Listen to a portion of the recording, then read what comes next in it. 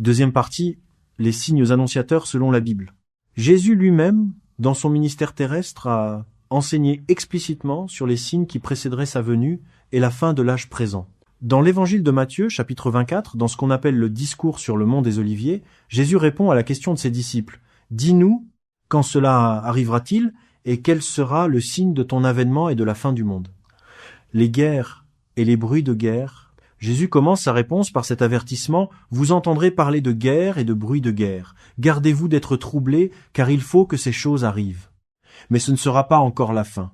Une nation s'élèvera contre une nation, et un royaume contre un royaume. » L'histoire du XXe siècle et le début du XXIe ont certainement vu l'accomplissement de cette prophétie à une échelle sans précédent. Les deux guerres mondiales ont causé des dizaines de millions de morts. La guerre froide a maintenu le monde au bord de l'anéantissement nucléaire pendant des décennies.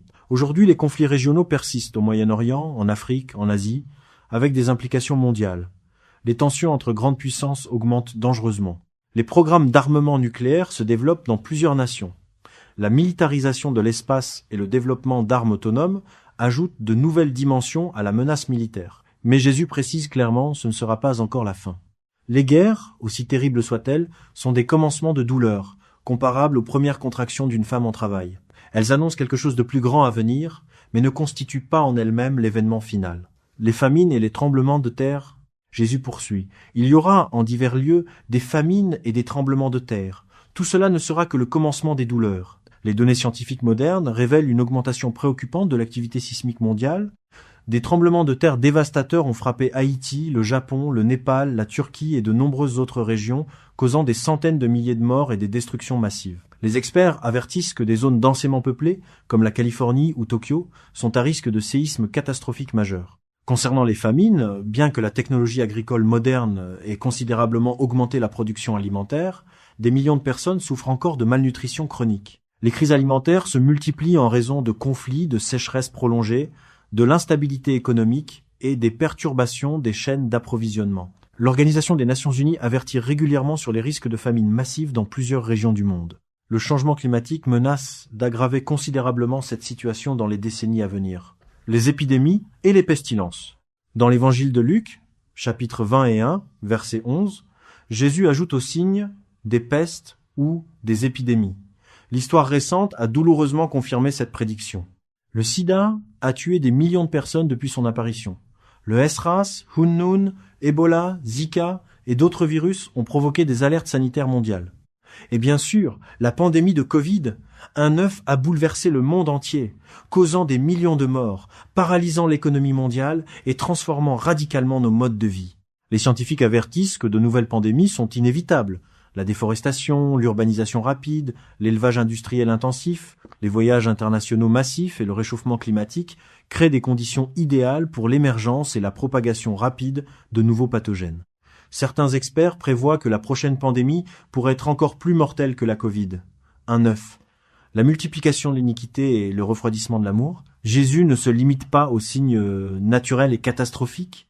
Il met également en garde contre une dégradation morale et spirituelle. Parce que l'iniquité se sera accrue, l'amour du plus grand nombre se refroidira. Cette prophétie décrit une société où les valeurs morales s'effondrent, où l'égoïsme prévaut, où la compassion disparaît. Regardons autour de nous. La violence gratuite se banalise. L'exploitation des plus vulnérables se poursuit impunément. La corruption gangrène les institutions, le cynisme remplace l'idéalisme, l'indifférence face à la souffrance d'autrui se répand. Les réseaux sociaux, malgré leurs promesses de connexion, ont souvent amplifié la haine, la division et le harcèlement. Dans plusieurs sociétés occidentales, les valeurs bibliques traditionnelles concernant la famille, la sexualité, la vie et la mort sont rejetées ou inversées. Ce qui était autrefois considéré comme bien est maintenant appelé mal, et ce qui était mal est célébré comme bien. Cette inversion des valeurs morales rappelle les paroles du prophète Ésaïe. « Malheur à ceux qui appellent le mal bien et le bien mal, qui changent les ténèbres en lumière et la lumière en ténèbres. » La persécution des croyants, Jésus avertit également ses disciples. « Alors on vous livrera au tourment, et l'on vous fera mourir, et vous serez haïs de toutes les nations à cause de mon nom. » Le XXe siècle a été le siècle des martyrs chrétiens. Plus de chrétiens ont été tués pour leur foi au cours des 100 dernières années que dans tous les siècles précédents combinés. Dans de nombreuses régions du monde, particulièrement au Moyen-Orient, en Afrique du Nord, en Asie centrale et en Asie du Sud-Est, les chrétiens subissent des persécutions violentes. Églises brûlées, fidèles assassinés, communautés chassées de leurs terres ancestrales. Même dans les nations occidentales historiquement chrétiennes, une forme plus subtile mais réelle de persécution émerge. L'expression publique de convictions chrétiennes traditionnelles est de plus en plus stigmatisée, marginalisée, voire pénalisée dans certains contextes. Des professionnels perdent leur emploi pour avoir exprimé des opinions conformes à la doctrine biblique. Des universités refusent la reconnaissance à des groupes chrétiens. La liberté religieuse, pilier des démocraties modernes, est progressivement érodée au nom de la tolérance et de l'inclusivité, créant un paradoxe où tout est toléré, sauf la foi chrétienne traditionnelle. La prédication de l'évangile à toutes les nations. Au milieu de ces signes sombres, Jésus donne un signe positif et porteur d'espoir. Cette bonne nouvelle du royaume sera prêchée dans le monde entier pour servir de témoignage à toutes les nations. Alors viendra la fin. Ce signe est remarquable car il est l'un des rares que l'Église peut activement accomplir. Et nous vivons une époque extraordinaire à cet égard. Jamais dans l'histoire humaine, l'Évangile n'a été aussi largement diffusé. La Bible a été traduite dans plus de 3000 langues. Les technologies modernes, radio, télévision, Internet, applications mobiles, permettent de toucher des milliards de personnes dans les coins les plus reculés de la planète. Des ministères missionnaires travaillent systématiquement à atteindre les derniers groupes ethniques non évangélisés. Certaines organisations missionnaires rapportent que plus de 90% de la population mondiale a maintenant accès au message de l'Évangile dans sa langue maternelle. Les mouvements de conversion dans des régions autrefois hermétiques au christianisme, comme certaines parties du monde musulman ou de la Chine, sont sans précédent. Des musulmans, des hindous, des bouddhistes, des animistes découvrent le Christ en nombre croissant, souvent à travers des rêves, des visions ou des rencontres providentielles. Ce signe suggère que nous approchons du moment où la condition posée par Jésus pour sa venue sera remplie. Chaque nation aura entendu le témoignage de l'Évangile. Alors viendra la fin. Le rétablissement d'Israël. Un super signe prophétique. Au-delà des signes énumérés par Jésus dans Matthieu 24, il existe ce que certains théologiens appellent un super signe. Le retour des Juifs dans leur terre ancestrale et le rétablissement de l'État d'Israël. Ce phénomène est d'une importance prophétique capitale, car de nombreuses prophéties bibliques présupposent l'existence d'Israël en tant que nation dans les derniers jours. Les prophètes de l'Ancien Testament ont prédit à maintes reprises que Dieu rassemblerait son peuple dispersé et le ramènerait dans sa terre. Ézéchiel chapitre 36, versets 24 à 28, déclare « Je vous retirerai d'entre les nations, je vous rassemblerai de tous les pays, et je vous ramènerai dans votre pays.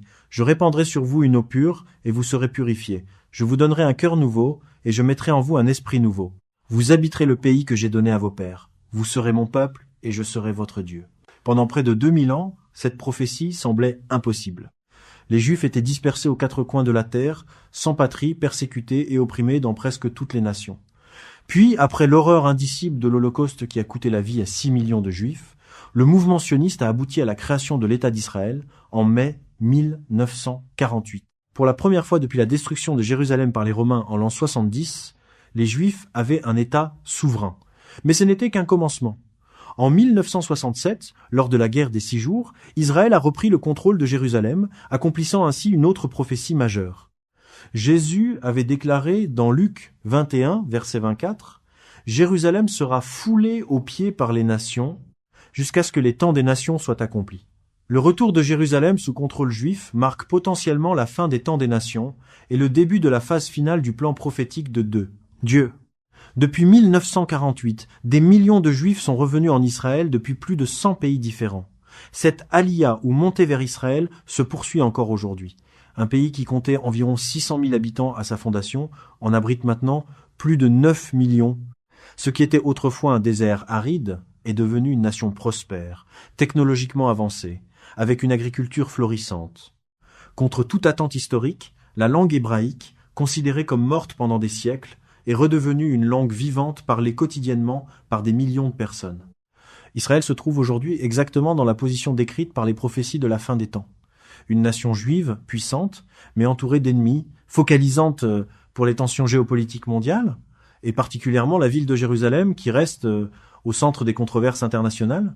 Zacharie avait prophétisé au chapitre 12, verset 3. « En ce jour-là, je ferai de Jérusalem une pierre pesante pour tous les peuples.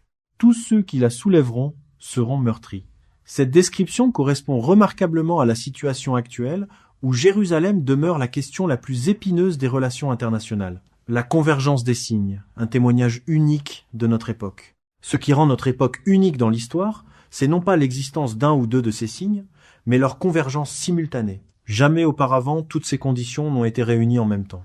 Des générations précédentes ont connu des guerres, des famines, des épidémies, mais pas dans un contexte où Israël existait en tant que nation, où l'évangile était prêché mondialement, où les technologies permettaient une surveillance et un contrôle globaux, et où la possibilité d'un conflit mondial impliquant toutes les nations était réaliste.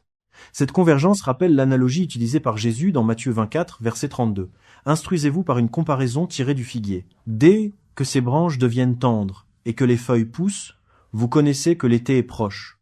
De même, quand vous verrez toutes ces choses, sachez que le Fils de l'homme est proche à la porte. » Les signes ne se manifestent pas de manière isolée, mais comme un ensemble cohérent, se renforçant mutuellement et pointant vers une même conclusion.